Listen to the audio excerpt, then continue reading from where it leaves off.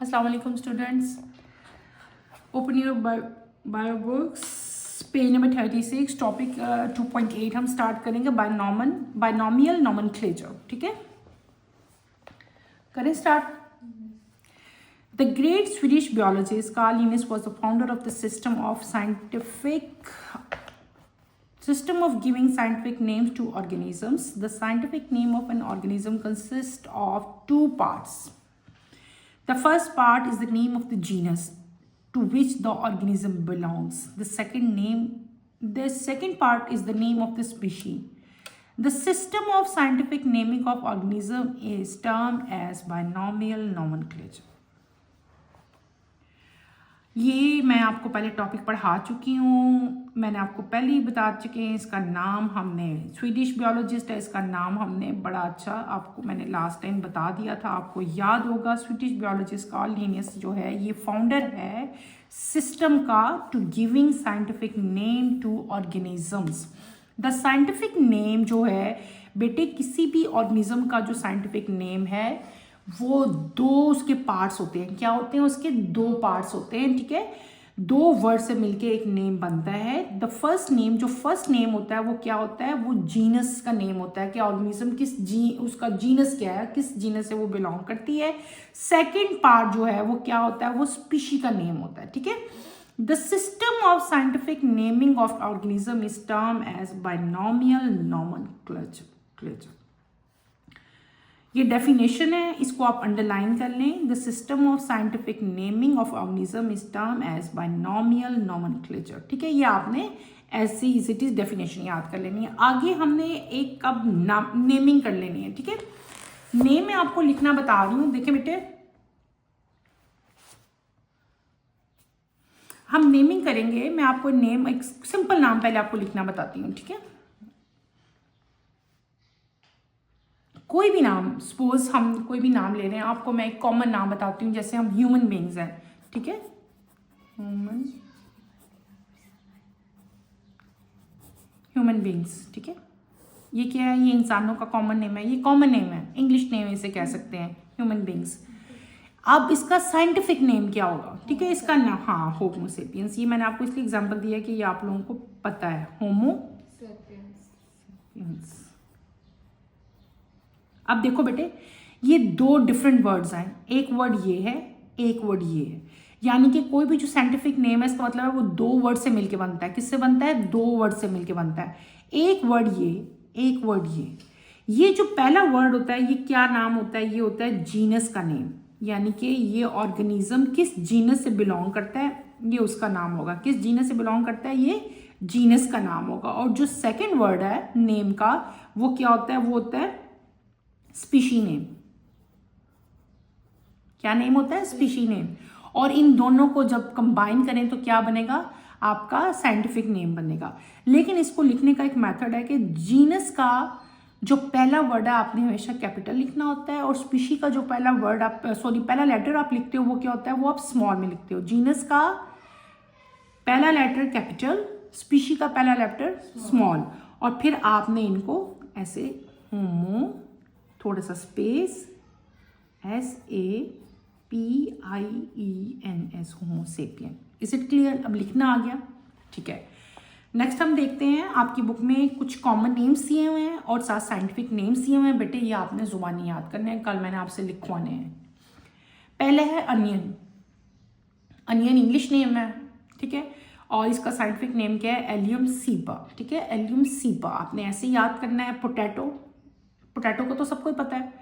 सोलोनम ट्यूबरसम, सोलोनम इसका जो है जीनस नेम है, ये इसका स्पीशी नेम है. फिर आपका आता है टोमेटो. टोमेटो का भी जीनस, ये जो पोटैटो और टोमेटो है ये इन दोनों का जीनस सेम ही है. ठीक है, इसका भी सोलोनम है.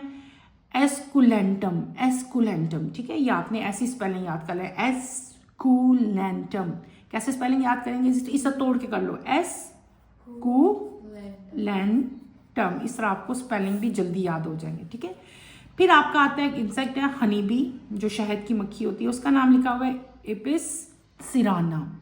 ठीक है, क्या है? सीराना. ऐसे करो तो आप लोगों को स्पेलिंग आपके कभी ख़राब नहीं होंगे. फिर आपका आता है टाइगर. टाइगर का भी आप लोगों को पता है. उसका जो जीनस नेम है वो क्या है? पैंथरा. और जो उसकी स्पीशी है वो कौन सी है, टिग्रिस, ठीक है, पैंथरा टिग्रिस, ठीक है। और लास्ट में आपका क्या आता है, ह्यूमन बीइंग। ह्यूमन बीइंग मैंने आपको पहले बता दिया, उसका क्या है साइंटिफिक नेम, होमो सेपियंस। क्लियर है, आगे चले बेटे। नेक्स्ट आपका आता है सिग्निफिकेंस ऑफ बायनॉमियल नॉमेनक्लेचर। जो हम बायनॉमियल नॉमेनक्लेचर पढ़ रहे हैं, जो पूरा नेमिंग का हम प्रोसेस पढ़ रहे हैं, उसकी इंपॉर्टेंस क्या है, उसका फायदा क्या है हमें, ठीक है, वो हमने अब पढ़ना है। In binomial nomenclature, two organisms cannot have the same name. The word scientific name are taken from Latin names spoken by no country, so that no country is favored. The scientific name of the organism is same anywhere in the world. This system provides standard way of communication, whether the language of the particular biologist is Chinese, Arabic, Spanish or English. बेटे हम अभी ना significance पढ़ रहे हैं, इसकी importance पढ़ रहे हैं। इसकी पहली इंपॉर्टेंस ये है कि कोई भी जो ऑर्गेनिजम्स हैं, अब कोई भी ऑर्गेनिज्म है, ठीक है, डिफरेंट टाइप के ऑर्गेनिज्म हो तो सबके एक जैसे नाम तो नहीं हो सकते, फिर तो पता ही नहीं चलेगा किसके बारे में बात हो रही है। तो हर ऑर्गेनिज्म का नेम जो है वो क्या होता है, वो डिफरेंट होता है। और जो साइंटिफिक नेम रखे होते हैं ना हमने, वो हमेशा लैटिन लैंग्वेज में होते हैं। किसमें, लैटिन लैंग्वेज में होते हैं। लैटिन लैंग्वेज वो लैंग्वेज है जो किसी भी कंट्री में नहीं बोली जाती। यानी कि ये नहीं है कोई फेवरिज्म नहीं आ रही कि यार ये तो नेम जो है ये स्वीडिश लैंग्वेज में रख लिए, ये पाकिस्तानी लैंग्वेज में रख लिए, या ये इंडियन लैंग्वेज में रख लिए। इसकी कोई लैंग्वेज नहीं है। ये लैंग्वेज, लैटिन लैंग्वेज जो है, ये किसी भी कंट्री में बोली नहीं जाती। इसका मतलब है कि नो कंट्री इज फेवर्ड। तो द साइंटिफिक नेम जो है वो थ्रू आउट द वर्ल्ड जो है वो ऑर्गेनिज्म के सेम रहते हैं, ठीक है। दिस सिस्टम जो सिस्टम हम पढ़ रहे हैं बाइनॉमियल वाला, इसमें ये प्रोवाइड हमें स्टैंडर्ड वे करता है कम्युनिकेशन का। जो ऑर्गेनिज्म का नेम एक जगह बोला जा रहा है थ्रू आउट द वर्ल्ड, वही नेम उसका होगा। सेकेंड पॉइंट आता है various regions have different name for the same organisms. For example the common name of onion in Urdu is pyaz, but in different region Pakistan it is also known as ganda और बैसल और wezal. In other countries it has other set of names. Second significance इसका हमें बताया हुआ कि बहुत सारे different regions हैं जिसमें एक ही ऑर्गेनिजम्स के बहुत सारे नाम होते हैं। कॉमन एग्जांपल आपको दी हुई है अनियन की। अनियन जो है इंग्लिश नेम है, ठीक है, अनियन एक इंग्लिश नेम है, लेकिन पाकिस्तान में इसको उर्दू में क्या कहते हैं, प्याज कहते हैं। इसके अलावा पाकिस्तान के कुछ एरियाज में इसे गंडा भी कहते हैं, कुछ में बैसल कहते हैं, कुछ में वेजल्स कहते हैं। अब इतने नामों से डिफरेंट हम लेते रहेंगे तो हमें तो पता ही नहीं चलेगा किस ऑर्गेनिजम्स के बारे में बात हो रही है। तो इस चीज़ को भी किस चीज़ ने इस चीज़ को ठीक किया, बायनॉमियल नॉमेनक्लेचर ने सही कर लिया। और हमने अनियन का जो है वो साइंटिफिक नेम हमने क्या देख लिया, अनियन का जो साइंटिफिक नेम था वो क्या था बेटे, अभी मैंने आपको बताया, इलियम सीपा। अब जब आप इलियम सीपा बोलोगे तो फौरन से पहले थ्रू आउट द वर्ल्ड पता चल देगा कि ये किसके बारे में बात हो रही है, ये अनियन के बारे में बात हो रही है। थर्ड पॉइंट आता है in some cases several different organisms are called by the same common name. For example, bluebell is used for dozen of plants with bell shaped flower. Similarly, blackbird is used for crow as well as for the raven. ठीक है, अगला point ये है कि बहुत सारी countries में बहुत सारे एक ही नाम को ना डिफरेंट ऑर्गेनिजम्स के लिए बोला जाता है। तो इससे भी हमें कंफ्यूजन होनी थी। ऐसे ही होना था ना कि एक ही, अब नाम एक है लेकिन वो कितने ऑर्गेनिजम्स के नेम है। तो इस कंफ्यूजन को भी किसने दूर कर दिया, बायनॉमियल नॉमेनक्लेचर ने दूर कर दिया। वहां पे कोई भी एक नाम जो है वो दो ऑर्गेनिज्म का नहीं होता, हर ऑर्गेनिज्म का एक सेपरेट नेम है। कॉमन एग्जाम्पल आपको दी हुई है, जैसे ब्लू बेल है। अब ब्लू बेल जो है वो बहुत सारे फ्लावर्स का नाम है, ठीक है, जिनकी भी शेप ब्लू की तरह, बेल की तरह की होती है, उनको ब्लू बेल नाम दे देते हैं।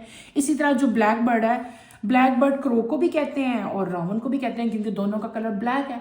तो इस तरह तो जो कॉमन नेम्स हैं इनसे तो बहुत कंफ्यूजन होती है। जैसे मैं आपको कहूँ कि मैंने जो है बाय जो है ब्लैक बर्ड देखा है, तो अगला सुनने वाला बंदा तो कंफ्यूज हो सकता है ना कि ये जो है ये क्रो के बारे में बात हो रही है या रावन के बारे में बात हो रही है। तो इस कंफ्यूजन को भी जो है बायनॉमियल नॉमेनक्लेचर ने क्या कर दिया, खत्म कर दिया। वहां पे एक ऑर्गेनिज्म का एक ही नाम है और कोई कंफ्यूजन जो है वो क्रिएट नहीं होती। Is it clear? नेक्स्ट है common names have no scientific basis. जो कॉमन नेम्स होते हैं, for example a fish is a vertebrate animal with a backbone, fins and gills, but several common names of silverfish, crayfish, jellyfish and starfish do not fit to the true definition of fish. Next हमें एक और बात ही बताई हुई है कि जो common names है ना, जितने भी कॉमन नेम्स हैं उनकी कोई भी साइंटिफिक बेस नहीं होती, वो वैसे बस एक नाम रख लेते हैं। जैसे कि अब फिश जो है, एक फिश किसको कहते हैं? तो फिश तो हर वो एनिमल है जिसकी वर्टिब्रेट एनिमल है, जिसकी बैकबोन, फिन्स और गिल्स होंगे, उसको कॉमनली क्या कह देते हैं? फिश कह देते हैं। आप फिशेस के नाम डिफरेंट रखे हुए हैं, किसी कोई सिल्वर फिश कह रहा है, किस लिए? क्योंकि उसका कलर सिल्वर है। कोई क्रे फिश कह रहा है, कोई जेली फिश कह रहा है। जेली फिश को जेली फिश क्यों कहते हैं? कि उसकी अपीयरेंस जो है वो जेली की तरह की है, ठीक है। स्टार फिश को स्टार फिश क्यों कहते हैं? क्योंकि उसकी शेप स्टार की तरह की है। तो ये तो कॉमन नेम्स हैं जिनका कोई साइंस से लेना देना ही नहीं है। तो इस कंफ्यूजन को, इस चीज़ को ख़त्म किसने किया? बायनॉमियल नॉमेनक्लेचर ने ख़त्म कर दिया। वहाँ पे तमाम ऑर्गेनिजम्स के एक स्पेसिफिक जो हैं वो नेम्स जो हैं वो प्रेजेंट हैं। तो अभी हमने एग्जांपल्स में भी पढ़ लिया, आपने वो भी याद करनी है। लास्ट में आपका आता है रूल्स ऑफ बायनॉमियल नॉमेनक्लेचर। किसी भी ऑर्गेनिज्म का नाम ऐसे ही नहीं रख दिया, उठाया जी। जैसे हम कोई बच्चा पैदा होता है, हम रातों रात सोचते हैं कि ये नाम हम रखेंगे, ये नाम रखेंगे। तो this is not correct way. ये उस तरह के नेमिंग नहीं है। इस नेम को प्रॉपर एक जो है इनके रूल्स हैं, और उसी रूल्स को फॉलो करते हुए जो है वो ऑर्गेनिजम्स को जो है वो नेमिंग दी जाती है। The scientific naming of an organism is done in accordance with some international rules. Some important rules of binomial nomenclature are. जितने भी साइंटिफिक नेम ऑर्गेनिज्म के रखे जाते हैं वो एक इंटरनेशनल रूल्स हैं, उनको फॉलो करते हुए रखे जाते हैं। वो रूल्स जो हैं दे आर एज अंडर, ठीक है, वो हम अभी पढ़ते हैं। Number 1, for scientific naming words are taken from Latin language. Every scientific name has 2 parts. The genus always come first followed by the species name. Number 3, every scientific name should have to be unique because the same name cannot be used for naming 2 different organisms. 4th, the first part of the name, genus name, should begin with the capital letter. The second part of the name, species name, should begin with small letter. Number 5, at the time of printing of scientific name, it should be typed in italics. When the scientific name would be handwritten, 2 parts of it should be separately underlined. अब हमने क्या पढ़ लिए? हमने rules पढ़ लिए। क्या पढ़ लिए हमने बेटे? रूल्स पढ़ लिए। इसको मैं आपको रूल्स को एक्सप्लेन कर देती हूँ। टोटल 6 रूल्स हैं। अगर आप गौर से मेरी बात सुनोगे तो आपको अभी याद हो जाएंगे। फर्स्ट रूल क्या है? कौन सी लैंग्वेज में नाम होते हैं? लैटिन लैंग्वेज में, हमेशा लैटिन लैंग्वेज में होंगे। नंबर 2 रूल क्या है? नेम जो है उसके कितने पार्ट्स हैं? 2 पार्ट्स। फर्स्ट पार्ट क्या होता है? Genus name. सेकंड पार्ट क्या होता है? Species name. वेरी गुड, ठीक है। नंबर 3, हर साइंटिफिक नेम जो है वो एक यूनिक नेम होगा। यूनिक नेम का मतलब होता है कि उसके जैसा नेम किसी और का नहीं होगा। वो अकेला ही नेम होगा, उसके जैसा नाम किसी और का नहीं होगा। वो सेपरेट अकेला नाम होगा बस। हमारी तरह नहीं है एक क्लास में 5-5 इब्राहिम हो या बहुत सारे एक ही नेम के बच्चे हों, ऐसे नहीं होता। बल्कि यूनिक नेम होता है। जो नेम एक दफ़ा एक ऑर्गेनिज्म का रख दिया वो दोबारा रिपीट नहीं होगा। 4th वन, पहले भी मैंने आपको बता दिया है, दोबारा उसको हम रिकॉल कर लेते हैं। 2 नेम्स मैंने बताया आपको, ठीक है। जो फर्स्ट नेम है वो क्या है? जीनस नेम है। जीनस का पहला लेटर जो है वो क्या होगा? वो कैपिटल होगा। पहला लेटर क्या होगा? कैपिटल होगा। और स्पीशी का पहला लेटर क्या होगा? स्मॉल होगा, ठीक है। जैसे हमने अभी एग्जांपल मैंने आपको दी थी, होमो सेपियंस, ठीक है बेटे। तो ये क्या था? ये जीनस नेम है। ये क्या है? ये स्पीशी नेम है, ठीक हो गया।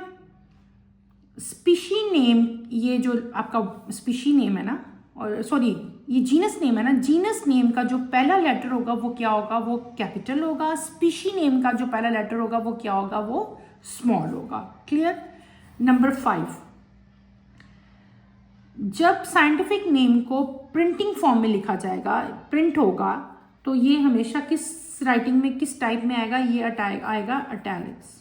एक राइटिंग का फाउंट है, ठीक है ना, लिखने का एक तरीका है। लेकिन जब प्रिंट फॉर्म में आएगा, जैसे कि आपकी बुक में ये लिखा हुआ है प्रिंटिंग फॉर्म में, ठीक है।